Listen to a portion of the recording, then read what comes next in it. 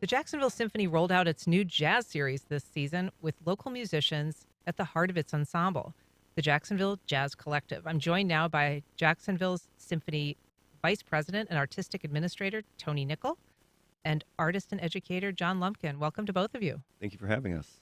Good morning. Good morning. Tony, the symphony is typically associated with classical music. How did the idea for a jazz series arise?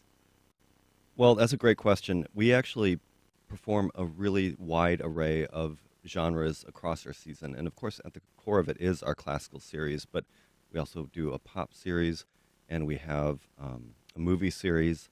Of course, we have a lot of holiday specials. We do a Nutcracker every December. We collaborate with ballet. So while classical is at the core, we have been trying to expand our offerings to be the symphony for, the entirety of Jacksonville for many years.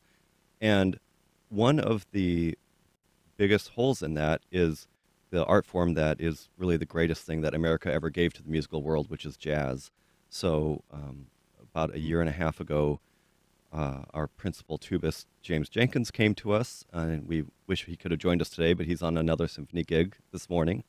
But he came to us looking to establish a jazz series with local jazzers at the core of this, and we worked to build a big band orchestra that is we call the Jacksonville Jazz Collective.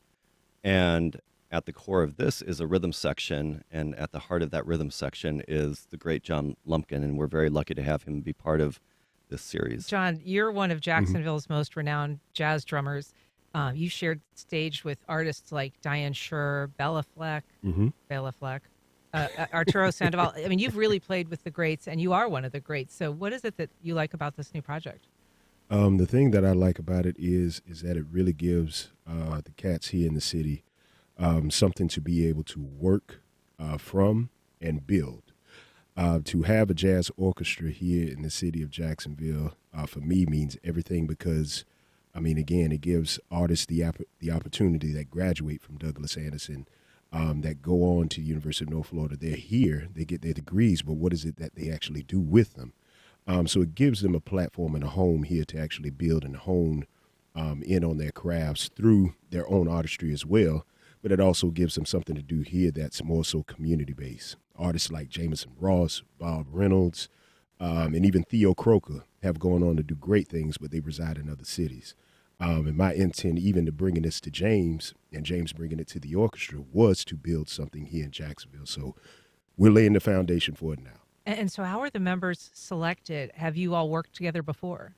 Yes, and quite ironically, even the name actually came from a group that between all of us, between Joshua Bolas and Mike Emmerich, Stan Pipe, I believe, Alfonso Horn, who now resides in New York, Juan Rowland.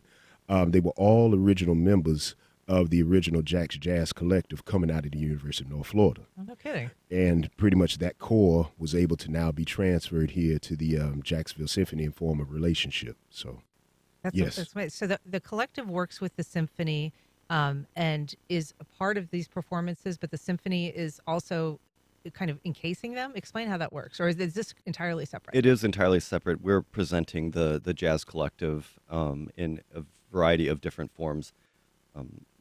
This is the inaugural season for the series, and we began back in November with a full big band performance, which of course, is saxes, trumpets, trombones, and then the rhythm section, which is drums, piano, and bass.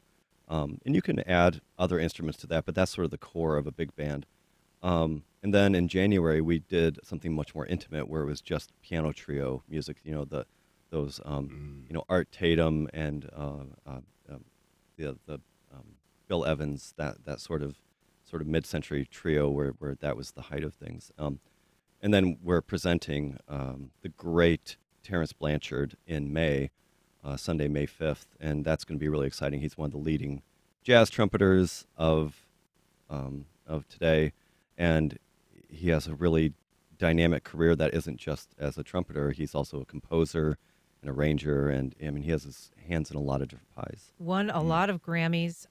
Most recently, I've been hearing about him with the opera that he wrote, Fire Shut Up in My Bones, which is also a Grammy Award-winning opera. And he was the first Black composer to ever present an opera at the um, at the Metropolitan. So anyway, I'd like to hear, if we can, just a little clip of Terrence Blanchard performing Footprints.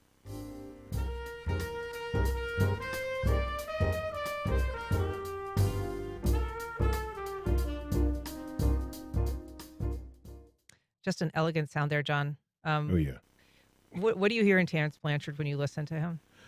Oh man, you're talking about a guy that sat under Art Blakey, the great jazz legendary drummer. What I hear is I hear the history, but then I also hear this forward motion of progressiveness, like Miles. And to, I guess, to really expound on that even more, I mean, he's done movie scores as well. Has his own group that I guess you could say is very progressive, while at the same time being able to maintain the tradition, like a quintet. He's by far one of my great composers of today, along with Derek Hodge, who also came out of him, and Kendrick Scott, who's also a great composer and drummer. Like, yeah, the apple does not fall too far away from the tree with Terrence. And one of his great mentors was Wayne Shorter, and Yes. we've got a little of him so we can hear sort of where that derivation came from. Mm-hmm.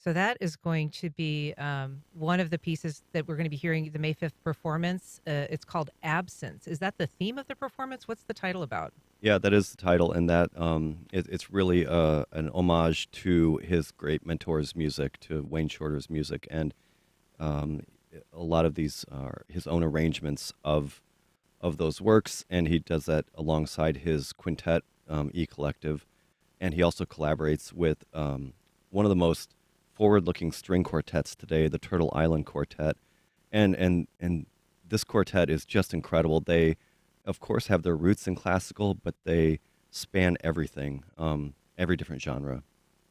Well, the May 5th performance will be extraordinary. WJCT, of course, has a partnership with Classical 24 on WJCT and the Symphony, and every Sunday night in March at 7 p.m., we present concerts from the Symphony. So we're really happy with that partnership. And thank you so much for being here. We appreciate it. Tony, Nickle, John Lumpkin, appreciate you. Thank you for having us. Yes, thank you. Up next, a major announcement in the world of local arts as two theater groups reveal their upcoming collaboration. Stick around to hear it first, here